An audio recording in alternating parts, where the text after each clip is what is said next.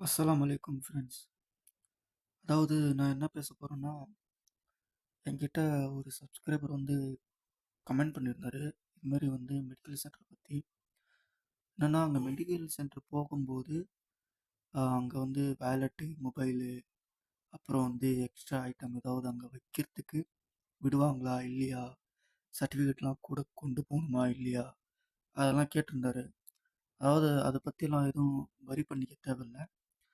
நம்ம medical centre போறோம்னா, நம்ம அப்ளை பண்றதுக்கு முன்னாடி அதாவது கம்பெனி வந்து நம்ம யார் ஸ்பான்சரோ அவங்க வந்து நமக்கு மெடிக்கல் அப்பாயின்மெண்ட் குடுக்குறாங்கன்னா, அவங்க அப்ளை பண்ணி குடுக்குறாங்கன்னா, அப்போ நீங்க அவங்களே சொல்லிடுவாங்க. நீங்க வந்து சர்டிஃபிகேட் எடுத்துட்டு போணுமா? வேண்டாமா? இல்ல பாஸ்போர்ட் மட்டும் எடுத்துட்டு போனா போதுமா? அப்படின்னு. 2வது என்னன்னா, நீங்க வேலட்டும் எடுத்துட்டு போலாம், பேக்கும் எடுத்துட்டு போலாம். ஒண்ணும் பிரச்சனை இல்ல.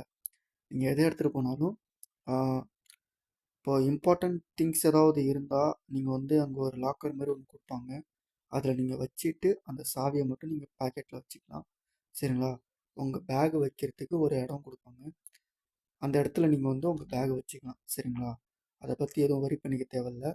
ஸோ உள்ள போனீங்கன்னா, மொபைல் யூஸ் பண்ணக்கூடாதுன்ருவாங்க. 2வது நீங்க எதுவுமே வந்து ஒன்ஸ் நீங்க வந்து அங்க ஹேண்ட் ஓவர் பண்ணதுக்கப்புறம், உள்ள வந்து எதுவுமே எடுத்துட்டு போக முடியாது. ஸோ அந்த லாக்கர் கீ மட்டும் நீங்க கையில பாக்கெட்ல வச்சுக்கிற மாரி இருக்கும். சரிங்களா? ஏன்னா மெடிக்கல் போகும்போது கொஞ்சம் கேர்ஃபுல்லா போங்க.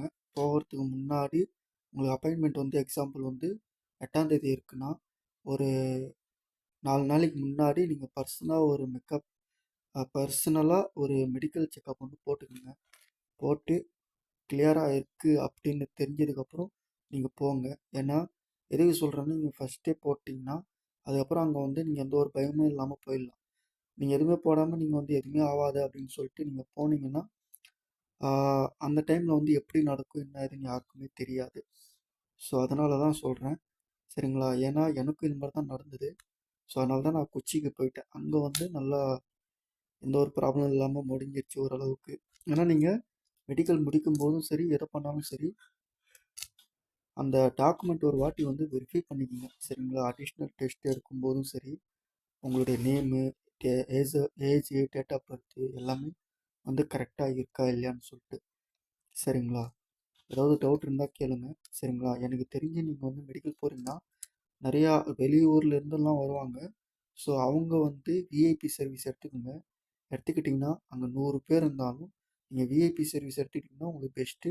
சீக்கிரமா முடிச்சுட்டு வெளிய வந்துரலாம். ஸோ உங்களுடைய வேலை ஈஸியா முடிஞ்சிடும். சரிங்களா?